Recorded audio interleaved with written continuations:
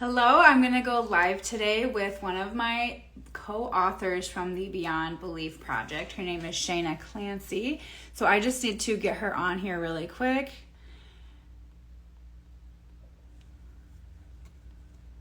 There she is.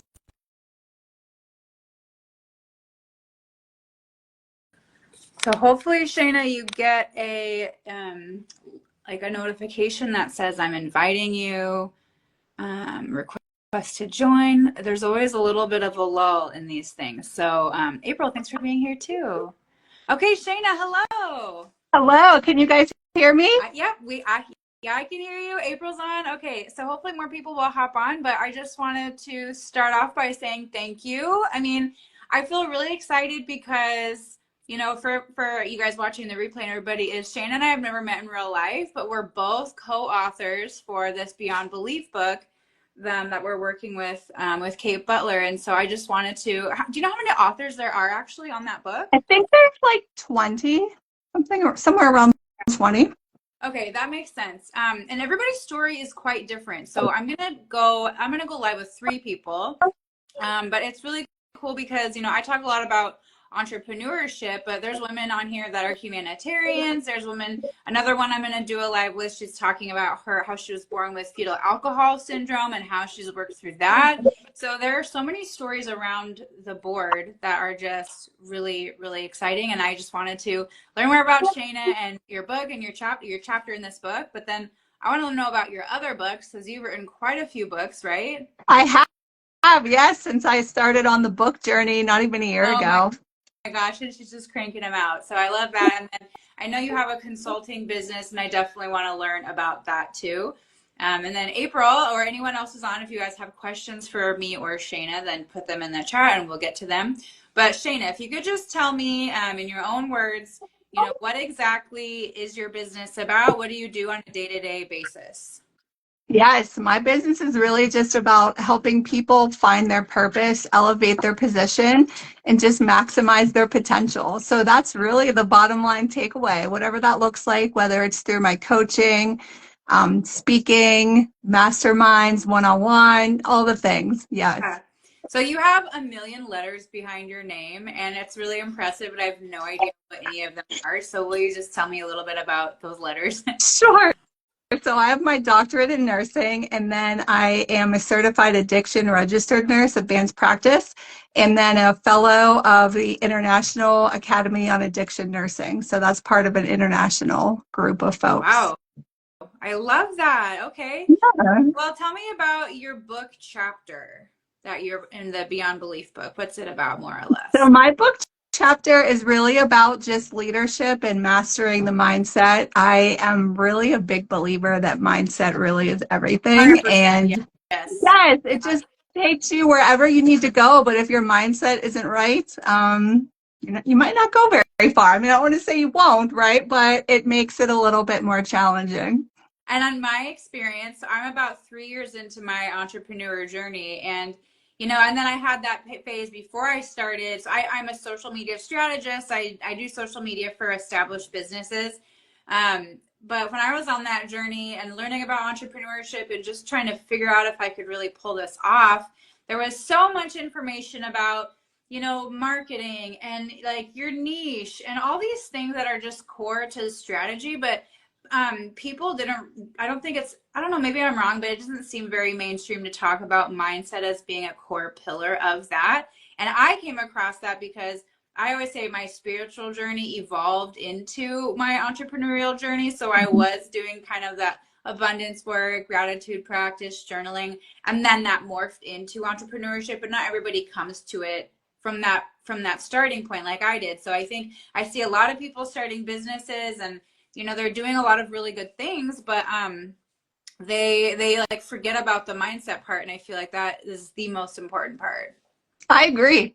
Absolutely. You've been in this a lot longer than I Oh, have. good. But yeah, I was actually in the middle of my executive MBA in healthcare at Pitt and decided to write my first book and start a business. So, Love that. What happened? Why did you decide to write your first book? um, honestly, I went to a conference at one of the local churches and I heard a lot of great speakers, especially Ann Baylor. who is the founder of Annie Ann Pretzels. I heard her Oh, testimony and was like, now's the time. We're doing this. So it was like a download, and I just followed through, and things have really just taken off since then. I love that. So, do you feel good about that choice, that quitting that program and getting into authorship? Oh, I didn't quit it. I still graduated. Oh, wow. Okay. Well, good for you. A lot of people, they thought I hear them say that story and then they're like, I left everything behind. Okay, so you still graduated. Okay, okay. So, people come to you. What are the things that you ask them to figure out, kind of like what kind of leadership training that they need? Yeah, it's a great question. Just, well, it depends, right? So if I'm working with a client who's trying to work their way up like an executive chain, or if they already are an executive, what do they need as far as support goes? If it's like a company or a business, that's a whole different set. And that's where a lot of my resiliency training comes in, because when you're an executive, it's like you're doing the right things. You kind of just need that reprieve to connect with other execs or whoever's on your team to say, okay, we're doing good. Like we're okay. We're on the right strategy.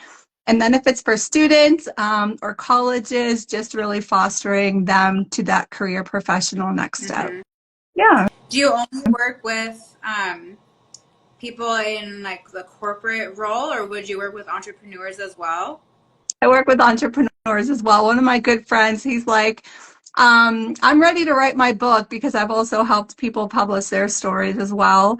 And he's like, I'm ready. And he's a hardcore entrepreneur. He's done everything. So yeah, I work with anybody as long as there's like a good alignment and like vibe. I wouldn't want to just service somebody if it wasn't like compatible. Yeah, I think that's important. I like how you said vibe because that matters. You have to like who you're working with. Yeah. So, And what what would about, you? oh, go ahead. I was gonna say, what about me? So I'm an entrepreneur.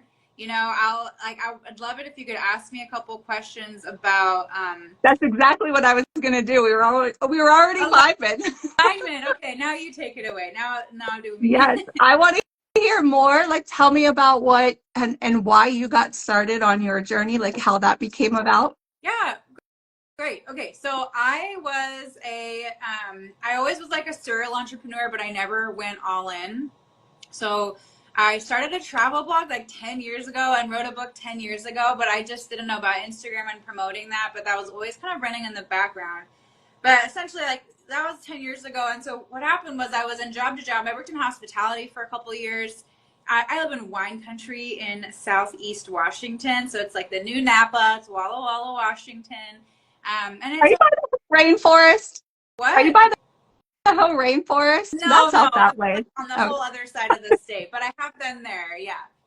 Um, so I was in hospitality for a long time, and I went all in, and I was in management and did everything. And I was like, okay, I want to raise, so I don't have to split rent with a roommate anymore. I have a daughter, and I was like, it's not cute anymore. Like I need my own place, and I reverse engineered the numbers. I was like, I need to make this number, and that was almost double what they were paying me. So I go, I got a degree, I've got all these certifications, I'm in management. Like, what do you got to do to get me to that price? And they're like, well, nothing. I mean, that's what we're gonna pay you. And I was like, I gotta go. And so it was actually great timing because it was right before COVID.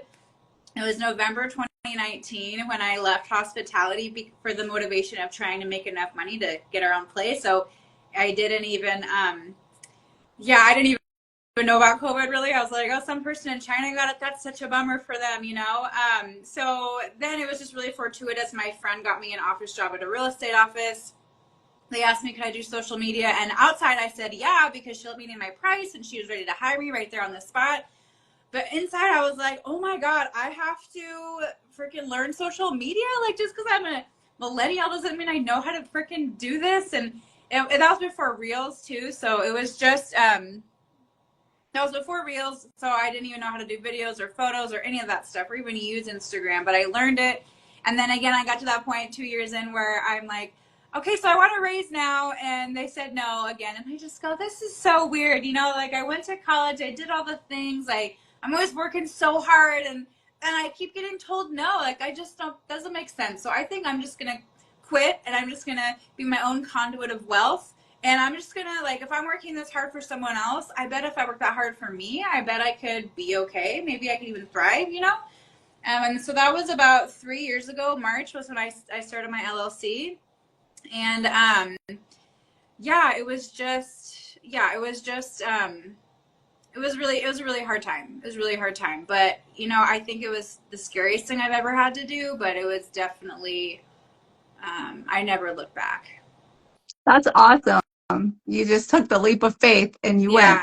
And I it's did. Yeah. almost, was it kind of like you you had to, right? You had to make it Yeah, work I kind somehow. of did because I knew that if I stayed there, I would just be stuck, and I apparently couldn't move up. So I was like, it doesn't. It was like a gamble, sure, but not really because I was like, well, I know this is where I'm stuck, and so like this might be a total shit show, pardon the French, you know, but like this might be totally crazy, but I'll just do my best, you know. Yeah.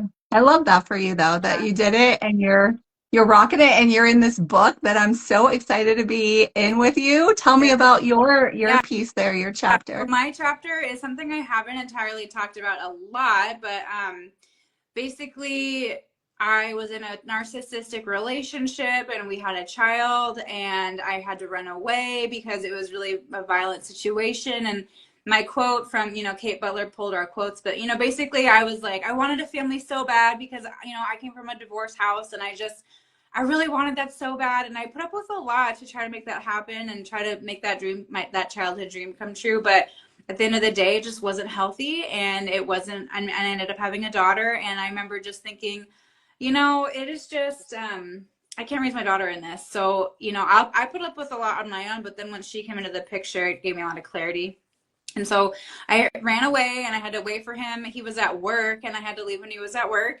And I called my best friend and we were by the whole rainforest. Actually, we were on the other side of the state and 6 hours away from my hometown where my friend lived. And she called me and I just was telling her everything, how horrible it was. And I was like, I can't believe I let my life get like this and that everything was ruined and it's all my fault. And I was just so embarrassed and so much shame. And she just, and I said to her, I go, Alexis, I just feel like I can't leave and there's nothing I can do. She said, you don't have to leave. Like, I mean, you don't have to stay. You can leave. Mhm. And I said, well, I can't just like raise my baby in a homeless shelter, like in some gymnasium somewhere. And she goes, Sarah, why would you even think that was an option? I will come get you. And so I think a lot of us can relate to um, the fact that it's so scary to ask for help. Hold on one second. Yeah, I need to remove someone. So thank you so much for everybody. The chat was blowing up there for a second, so I had to remove somebody. Thank you for being here.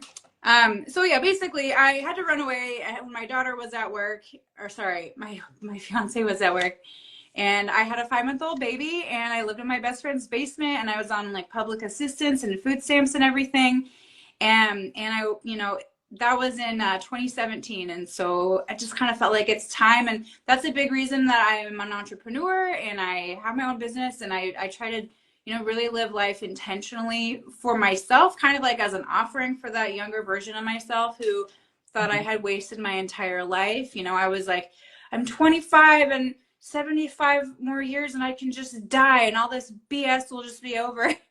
And so I just had totally resigned to the fact that I had ruined my life. And that's just not the case. You know, we can, oh, and I was young. I have a lot of good things going for me.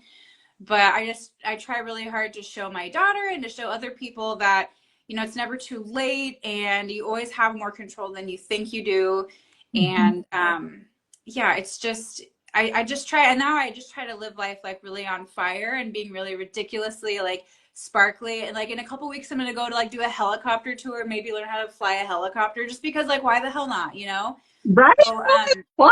Do it. yeah, just because it sounds fun. So I'm gonna go and see what that's all about because I just want my daughter to be able to see me doing cool things. And you know, like when the violence at my house got to a culminating point, like I got shoved to the floor and I looked up and I just thought, um, oh my God, did she see that? And she was only 5 months old, so she didn't see it. But now she doesn't see that, but now she sees me, you know, I bought my own house. She sees me start my business. She sees me write a book. She sees me ride a helicopter. She sees me go out with my girlfriends and have a good morning routine and have that friend group, you know, so that's what she's seeing. And so it's kind of an offering for that younger version of myself to be like, okay, I know it's bad, but it's going to be better.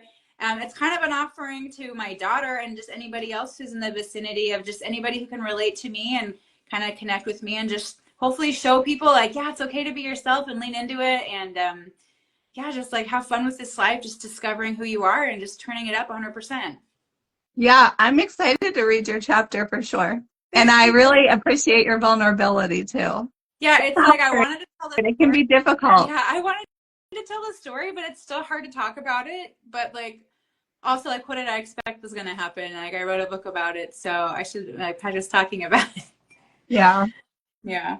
It's different. It's different when you write, and then like now you're like when you talk about it, it's completely different, I feel.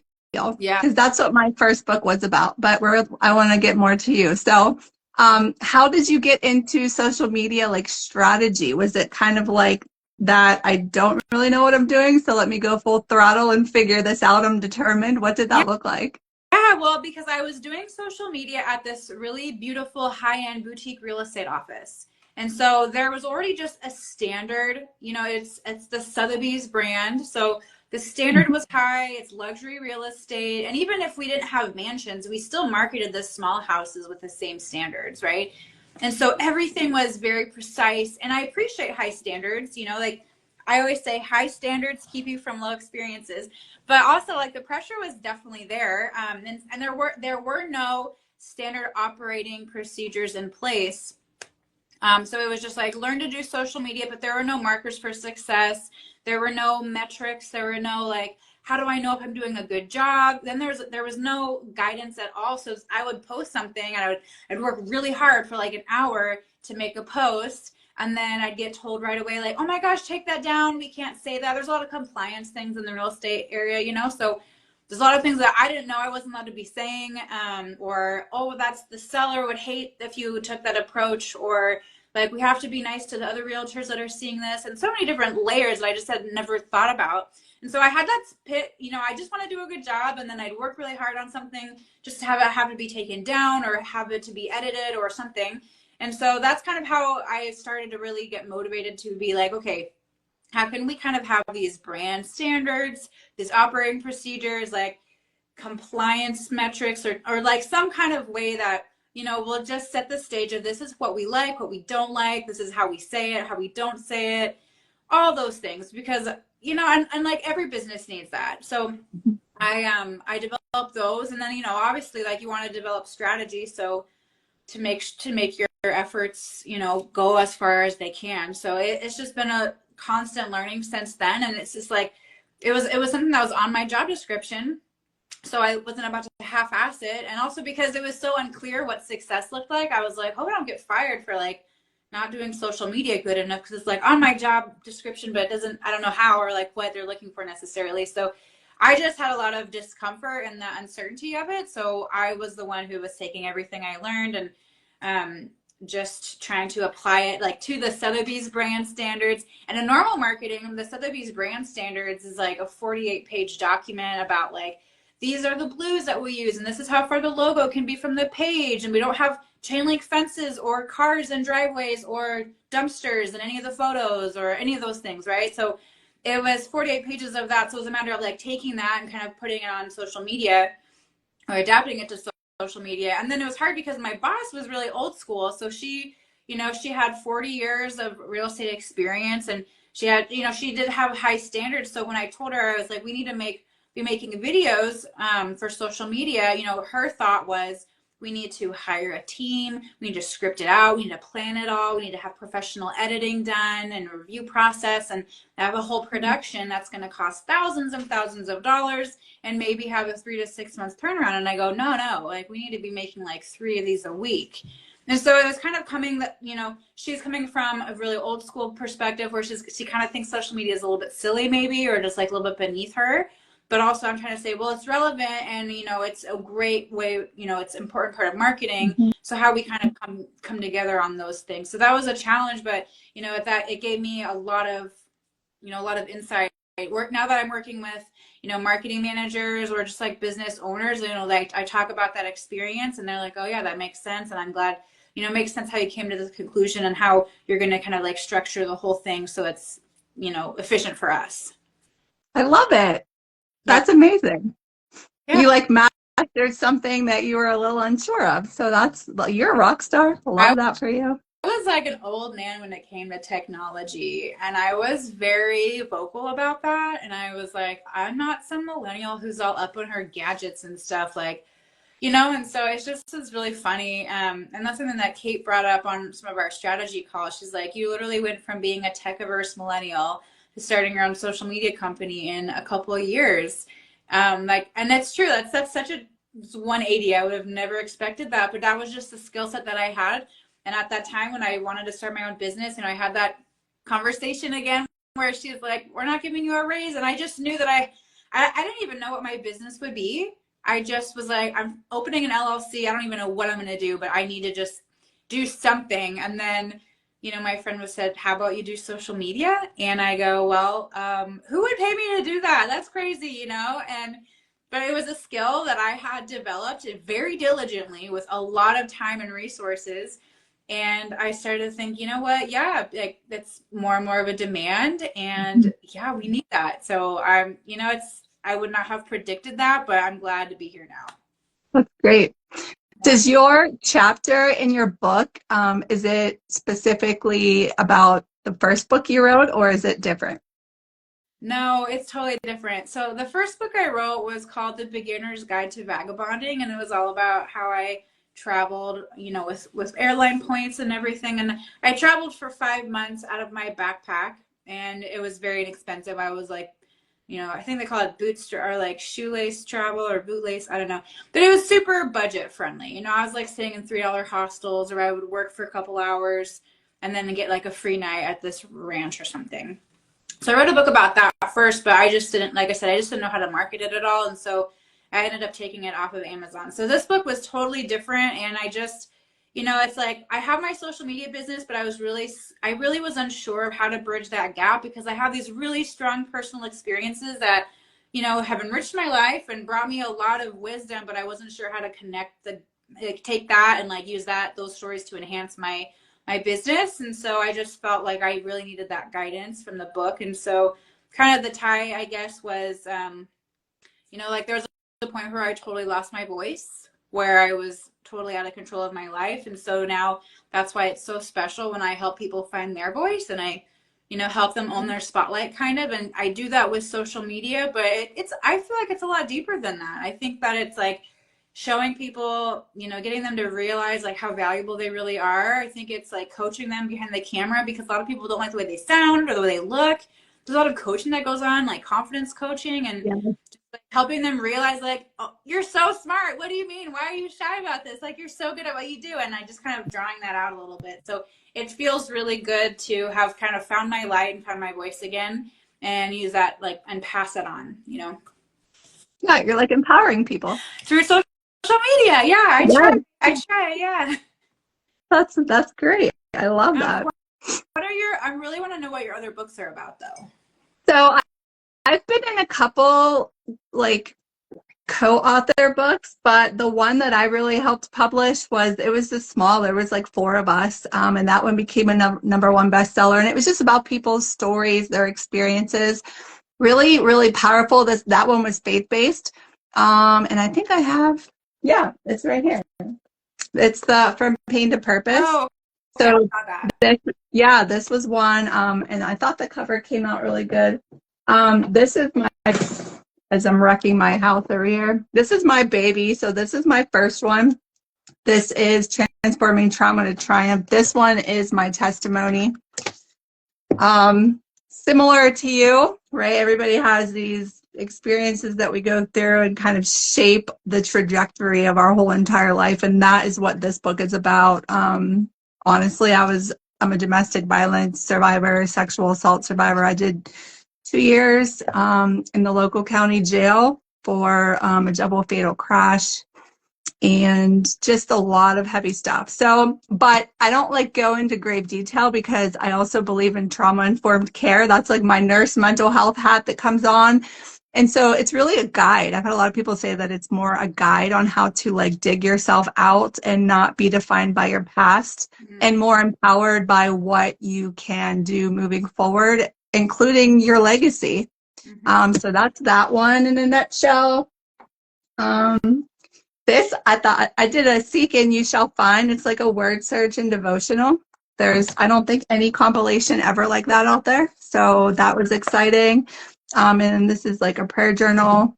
And this one is The Abundant Life. So this was another co-author one. And then the one with you guys. I'm so excited. No, I'm excited too. Like I want to write more. I have at least two more books in my head, and I'd love to redo that Beginner's Guide to Vagabonding with just more oomph. And Yeah. then I have a romance novel in my mind that I've been wanting to write for 10 years. And then part of me, I kind of want to write this book called The Bad Bitch's Guide to Winning the Breakup because I've I loved and love lost it. so many times. I literally have like a breakup protocol that I go through, no joke. And it's kind of like that. I don't know if it's in line with your, the trauma into triumph, but you go through these like losses enough times, and you're like, this is really horrible, but it's temporary, and I know that I'll laugh again. Like there'll be a day where I smile again. And it just kind of like getting back to that point. But in my book, step one is ice cream and sitcoms, and then we get to that laughing part later. But Yes. sometimes to I find. love that. It's so authentic though, Yeah. right? You're like sitting there eating a tub of chocolate ice cream, like the whole world stinks and everything does, and it's so dark. And then, like you said, find Yeah. like I call it a Yeah. glimmer, sliver of hope, kind Yeah. of what that silver lining Find it. is. Yeah. Right. Yeah. Like any easy win. Like this ice cream is good. This show is funny. My dog is cute. Whatever it is, and just focus on that, and then you can work your way a little bit bigger until you can find Yeah. bigger and more positive things. So yeah, I hope. So, question, I'm wondering if you run into this similar being through like altering kind of like traumatic experiences. And I heard you say when we first kicked this off that you like to be like the, bubble person, like the cheerleader, kind of like move things forward.